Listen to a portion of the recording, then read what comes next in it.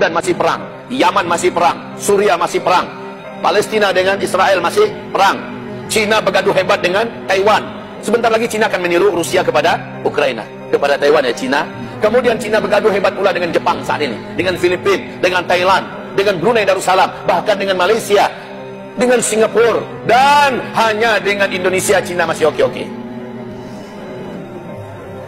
Tapi sekarang Indonesia mengalami perihal dilema yang sangat serius. Kenapa? Mereka akan mengadakan acara G20, pertemuan G20. Amerika mengancam, negara-negara Eropa mengancam, coba datangkan Putin. Apa kata Indonesia?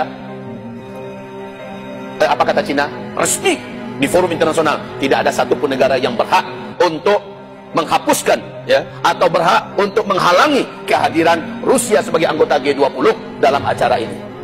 Bingung Indonesia. Bingung Indonesia sebagai tuan rumah. Presidium acara G20 ini tahun ini diadakan di Indonesia. Indonesia tuan rumahnya. Bingung. Dengerin Barat. Bermasalah dengan Cina dan Rusia udah jelas. Dengerin Cina, Rusia, Barat, Amerika, Eropa. Haha. Entah macam mana nasib pemerintahan kita ke depan, kita serahkan kepada Allah Subhanahu wa taala. Yang jelas kita kembali kepada topik kita. Perang akhir zaman diawali dengan perang blok timur dengan blok barat. Bila ini permulaannya, Rusia dan Ukraina ini, tanda memastikannya adalah kalau sudah ada yang lebih dahulu melepaskan bom nuklirnya, yang lain pasti menyusul. Jumlah hulu ledak bom nuklir pada saat ini yang sudah standby untuk diterbangkan 13.000 unit hulu ledak bom nuklir. Dan itu kalau sudah dilepaskan sudah bisa mewujudkan kiamat di dunia ini, Pak. Dan protokol Illuminati yang telah berhasil terbongkar 30 tahun yang lalu dan menjadi asumsi umum di dunia. Mereka punya program 2022 jumlah manusia hanya boleh tersisa 500 juta saja lagi. Program mereka yang sangat keji yaitu The New World Order, menata tatanan baru dunia, di mana dunia dimulai dengan isinya 500 juta saja. Berarti yang lain wajib mati. Apa yang akan dibuat? Salah satunya adalah perang dunia ketiga. Jadi kayaknya ini sudah by design, Pak. Perang dunia ketiga menurut target Illuminati harus terjadi di 2022. Jika benar, maka selamat tinggal kesejahteraan hidup. Jika benar, selamat tinggal kemakmuran. Jika benar, selamat tinggal teknologi. Bila terjadi peledakan bom nuklir di mana-mana, semua teknologi berakhir. Sinyal-sinyal HP sudah tidak akan ada lagi. Listrik berhenti. Bahan bakar apapun tidak bisa lagi dipakai, ya, karena tidak ada mesin yang akan bergerak, saling hancur menghancurkan. Mobil hanya tinggal nama, walaupun bedanya ada, tapi tidak bisa lagi jalan. Pesawat tidak bisa lagi terbang. Bapak komunikasi ke mereka selesai, ya. Orang yang punya tabungan di bank ratusan juta, mungkin miliaran, berakhir sudah. Dia tak akan bisa tarik lagi dananya. Demi Allah, wahai Bapak Ibu, bila itu memang terjadi, saya benar-benar sangat mengkhawatirkan bila memang di masa kita lah Bapak Ibu akan merasakan penderitaan yang berlapis-lapis. Sama-sama sajalah kita berharap, berdoa pada Allah, ya Rabb, jangan sampai perang Rusia Ukraina ini berlanjut kepada perang dunia ketiga, ya Allah, amin. Saya benar-benar khawatir, wahai kaum muslimin. Anak saya masih kecil-kecil, Pak, ya, anak saya masih kecil-kecil. Maka besok ini perang dunia ketiga yang menjadikan perang, sekolah-sekolah akan tutup, ekonomi akan anjlok, mati, hancur seluruh ekonomi dunia, Pak. Bahan-bahan penting untuk rumah sakit tidak lagi ada yang bisa menyiapkannya, bahkan listrik pun padam. Bapak bisa buat apa ketika itu sudah berakhir sudah? Ya Allah, saya tak mampu bayangkan. Sehingga kata Nabi, di saking pahitnya hidup nanti pada masa perang dunia ketiga, ya, pahitnya hidup nanti, orang-orang beriman yang kuat imannya lewat di tepi kuburan, dia berkata, kalaulah saya yang di dalam tanah sana, alangkah terasa ringannya hidup ini, saking beratnya hidup di atas bumi. Orang beriman ini tidak akan mau mengakhiri hidupnya dengan bunuh diri, karena dia tahu itu konyol dan itu akan mengantarkannya kepada penderitaan abadi. Tapi terasa hidup di dunia berat sekali, Pak. Itu bagi orang beriman. Coba Bapak bayangkan orang yang tak beriman, dia akan putus asa kalau dia orang lemah, maka mungkin saja dia akan mengakhiri hidupnya. Atau kalau dia jahat, dia kuat, dia akan melakukan hadis Nabi Sahih Bukhari di kitab Al-Adabul Mufrad, dia membunuh kesana kemari untuk survive, untuk bertahan hidup, memperebutkan makanan, merampok kesana kemari dan membunuh. Dalam hadis Sahih Imam Bukhari, di akhir zaman orang menganggap nyawa manusia seperti kita hari ini menganggap nyawa kecoa.